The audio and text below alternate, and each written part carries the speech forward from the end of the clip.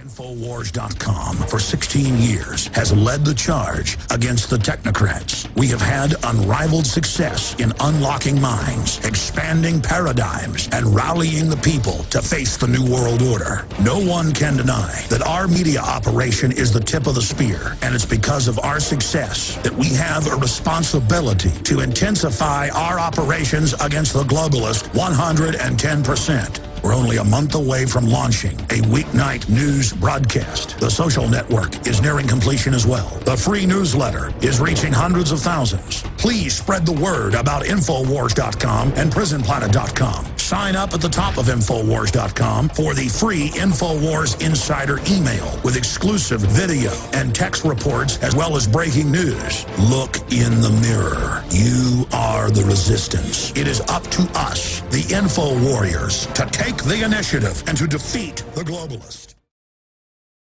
Here at Infowars, we interview guests who have been right over and over again. You know, the mainstream media could get it right, but they have a need to basically deceive the public into their agenda. No, we talk to folks that are true mavericks, true independents, that have a long-term track record of being frighteningly accurate so that our viewers have a chance to look at the research and be ready for what's coming before it actually slams into us. And one of those guests is the top trends forecaster, Gerald Celente from Trends Research, best-selling author and researcher. Gerald Celente, thank you so much for joining us today. Oh, it's always great being on with you, Alex. Well, Gerald, I mean, I read your trends forecast religiously. I've got it right here in my hot little hands. And you laid all this out several years ago.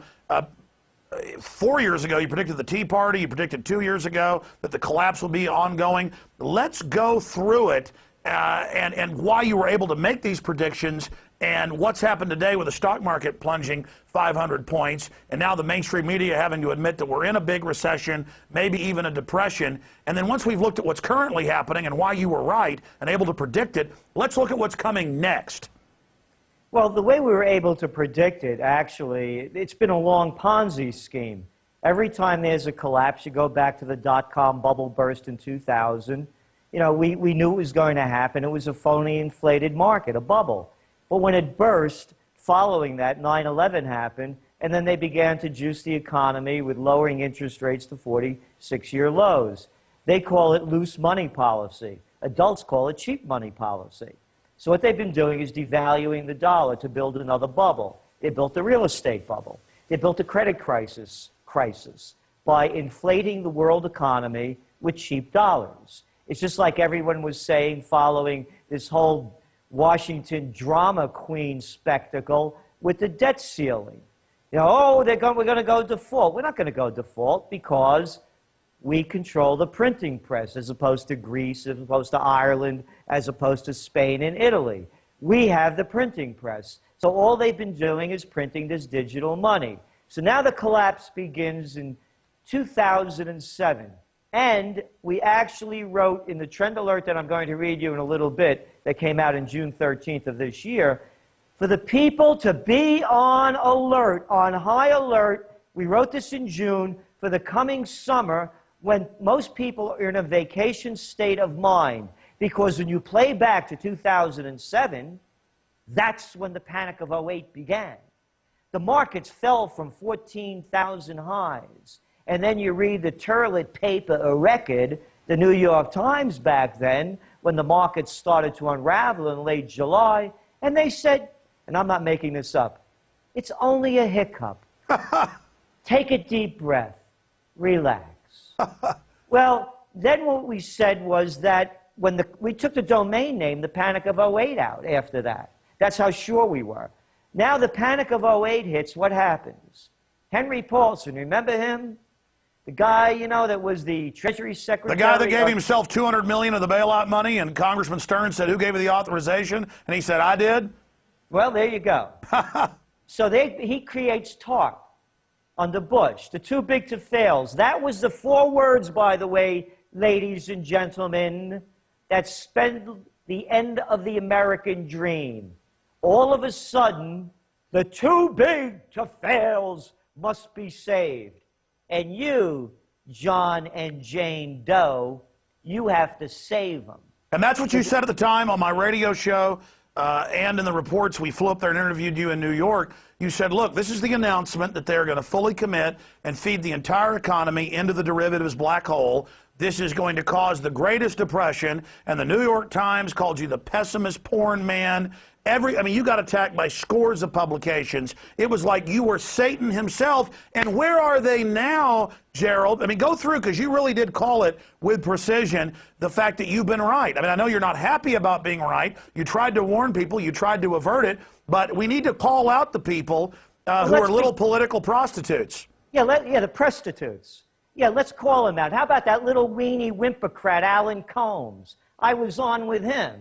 And he cuts in and said, oh, that's Celente, he's an alarmist. And I cut away. I said, what are you talking about, alarmist? You believe the baloney, and because I won't believe you're baloney, you're calling me an alarmist? How about this one? Forbes magazine, go back to February 2009.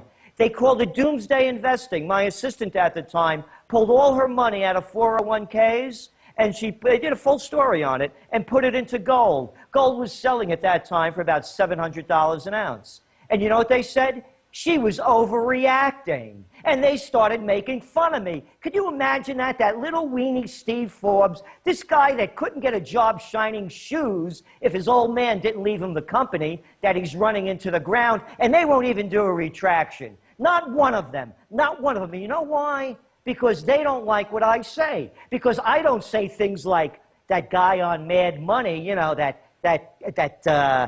what's his name? Carnival Barker. But yeah. The point is that you said buy gold when it's 700. Now it's above 6. Right, at 275. Exactly, but I mean, at that point it was 700. You're still saying buy, but you're wrong today because it's 1,600, more than doubled what it was 3 years ago. You're bad because your investment made money. In the modern America, when you're wrong is when you get praised. You are in trouble because you're right, buddy. And you know why else I'm in trouble? They don't like me. I'm not a member of the club. You know, maybe if my name wasn't Celente, maybe they don't like, you know, maybe I should we be wearing Brooks Brothers than maybe Gambino and Banana label, you know? Maybe that's the way they think of it. Because none of them, not one of them, has the manhood to bring me on and say that I was right. And I'll put my track record up against anyone's. There's no one, and I'm not bragging about this. I'm at it for 30 years. Yes, some people get some of the things right in different fields. But I have to say, and you read our publication, nobody's been right as much as we have in as wide variety. No, you're right. I mean, you predicted, I remember interviewing you with some of the first times I interviewed you about 4 years ago, and you predicted there'd be a grassroots tax revolt against big government. You didn't call it Tea Party. That happened. I mean, right down the line, and that's why I interview you. That's why I research it. I mean, all the guests I have on, I only have maybe 10 regular guests. They're people that are over and over and over again right. Ron Paul, Dr. Paul Craig Roberts, yourself, Dr. Webster Tarpley, because you're all going off the same historical research. And again, the mainstream media could be doing this too. They consciously are lying. Why are they consciously deceiving people and demonizing gold while the richest families in the world are busy buying it up and hoarding it, Gerald? It's simple. They're prostitutes. NBC, CBS, ABC, NPR, those are the houses of prostitution. It's as simple as, no, it's as simple as that. As you saw the Anthony Frater piece that he did for us. That's all they are. They pleasure the politicians. Watch them. Look at their behavior. Look at them suck up and bow down.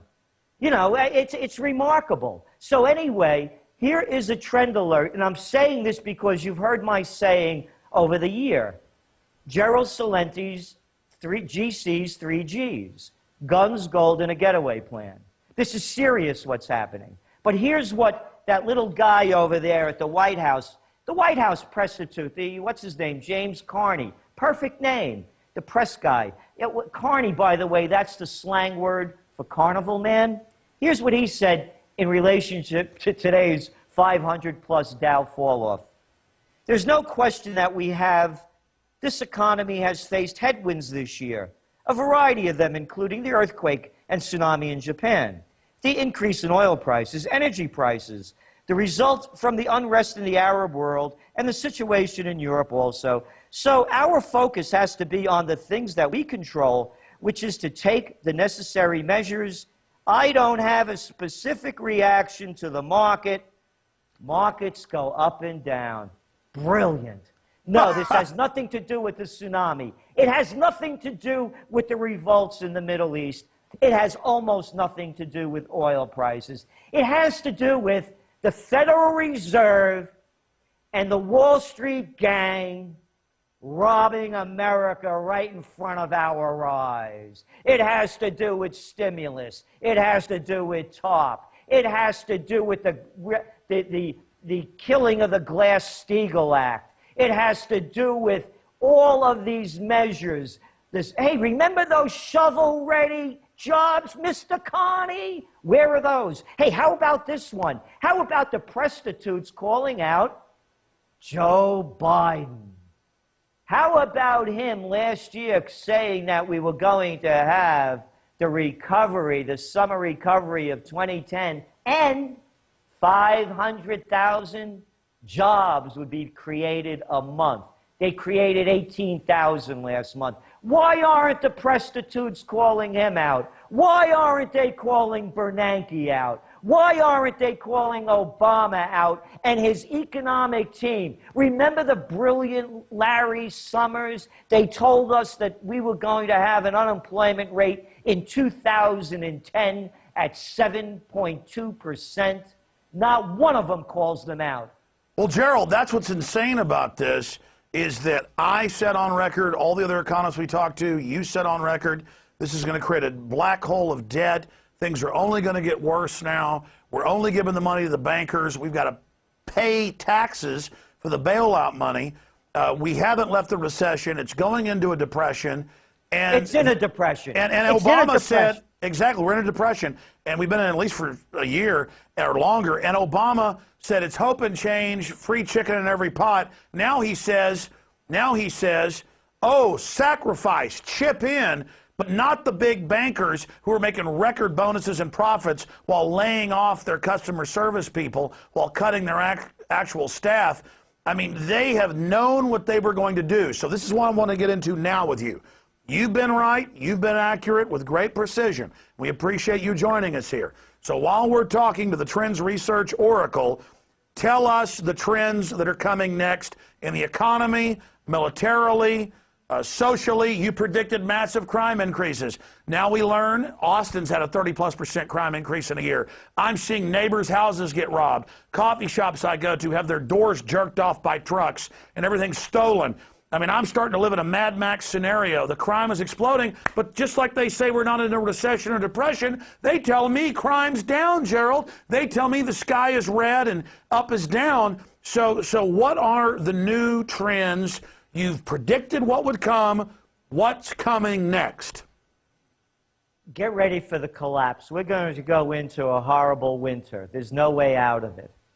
And we're really urging people to pull in very tightly and also hang around like-minded people. Start putting your brains together. Try to help each other out. That's what I say. Having friends that are awake is more valuable than even gold, guns, and food. Do you agree? I do. And it's very important to get around those kind of people. And as I've said before, and I mean this sincerely, the strong are going to survive. And when I mean strong, it's not the body strong only. It's mental and spiritual. And I mean that in the fullest sense. And to really get in shape spiritually, emotionally, and physically. Because if you're ruled by fear, you lose. And by the way, very good point to make. And everybody can see this. As you know, I'm a close combat practitioner. I work out with attackproof.com guys. Brad Steiner, John Perkins, and when you watch a video that will tell you it speaks a million words, and that's the one of the richest men in the world, Rupert Murdoch, getting hit by a foam pie at the hearing in UK. He froze, and his little boy over there, James, James, the billionaire in waiting, he froze. The moral of the story is billions of dollars won't buy you a pair of cojones. Yeah, they should have exploded into action. You You hit got me, it. I'm going to attack you instantly. You got it.